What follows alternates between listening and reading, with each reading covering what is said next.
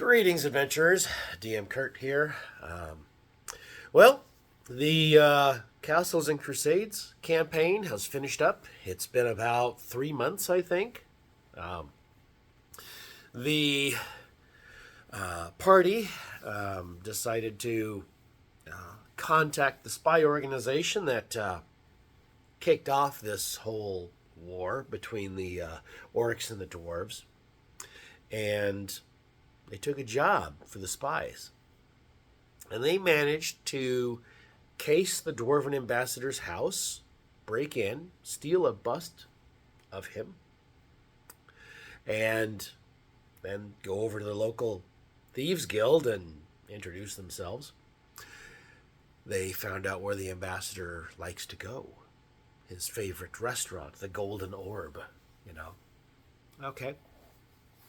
They got a couple of hats of disguise, a couple of potions of polymorph, and they recruited a human into their party. And they managed to pull off basically an assassination of an ambassador and got away with it. And between the ambassador being dead and missing,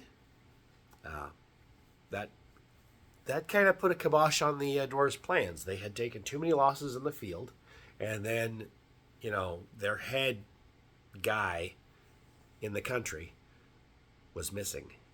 At that point, the king of the Takiri Empire decided to pull the dwarves out, and that particular situation had been resolved. Now, granted, the country had been kind of thrown into a little bit of chaos in the meantime, where an ancient threat from the desert is going to come out and start causing an issue with the human government. But hey, not the orcs' problem. So, I would say this Castles and Crusades game went really well. Players had a good time. I had a good time. And I would definitely consider running this again. I would probably not use homebrew races for the characters. I will stick with the human, dwarf, elf, etc., maybe, But I handed over the DM screen, figuratively, to one of the guys that's playing, and he's really good. I mean, he does great, but what he wants to run, he was enthusiastic about Castles and Crusades, but he's like, well, I'm a little more familiar with 5e. Okay, no problem. So, he wants to run a 5e game. Okay. He wants it to be in a little more old school style. Well, I mean, for that, you'd want to run it into using a more old school system, but, okay.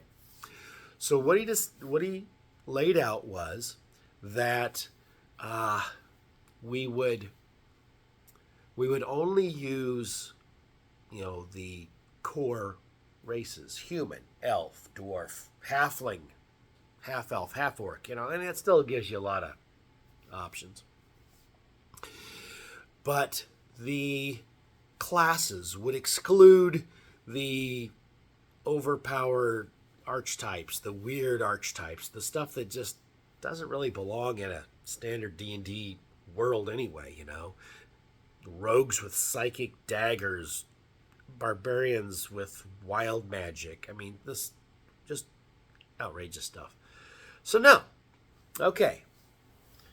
He lays it out. Okay, if you're a human, you can be one of you can be a cleric with either the knowledge, life, or light domains. If you're a rogue, you get to be a swashbuckler, scout, or thief. Very telling into the setting, If you're a fighter and human, you're cavalier or champion, etc.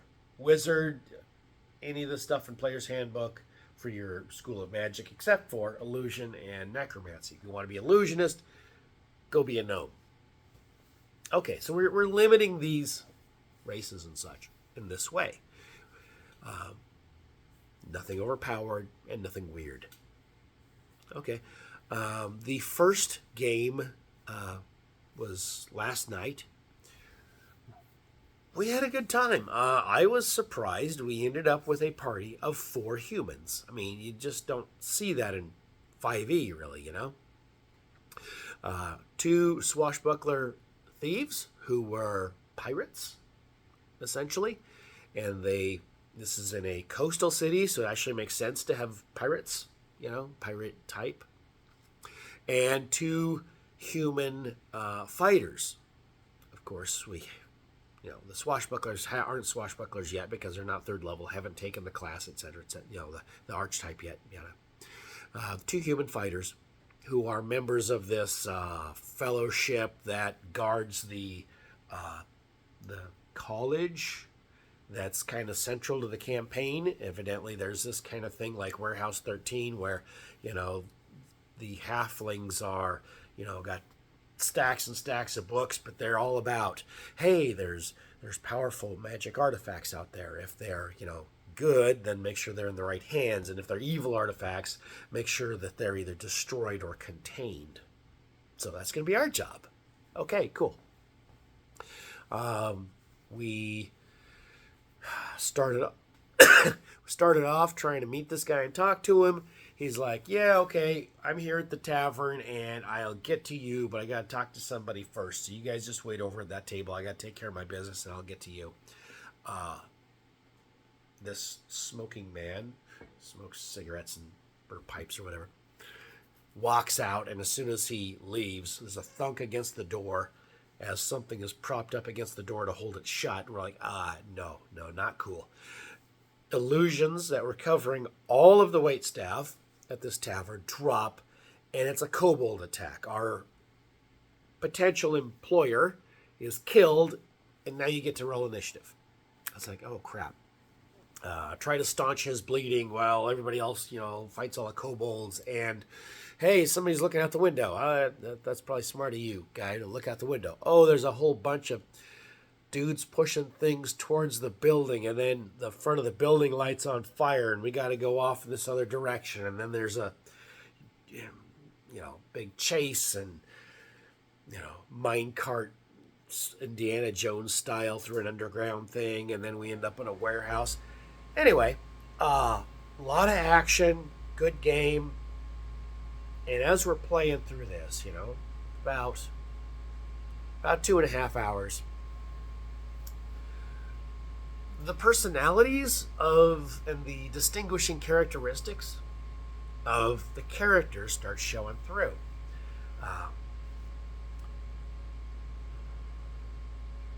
Eric's character, impulsive, bold, flamboyant, takes these chances. I'm going to throw a lasso over towards that other minecart, and all the 2 minecarts are on parallel tracks, and I'm going to try to pull somebody out of it, or, and one of the fighters, hey, don't do that. That's just, don't do that. You do this, do that, trying to boss everybody around.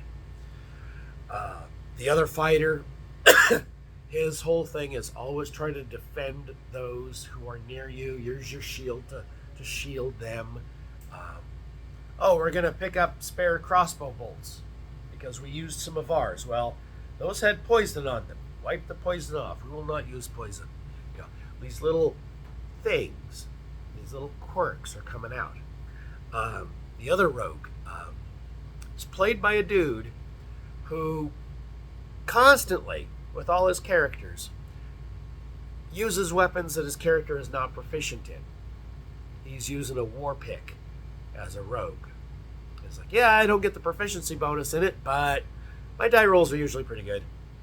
And last time he was a mage using a polearm.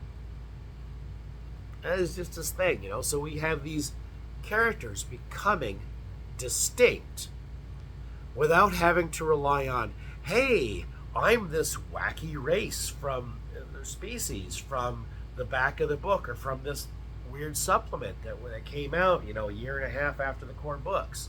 Look, my costume is my personality. No, you got their actions and how they behave reflecting their personalities. not bad. I would say not bad. Anyway, satisfying end to the Castles and Crusades, and I look forward to playing in James and Joshua's game. D and Kurt, out.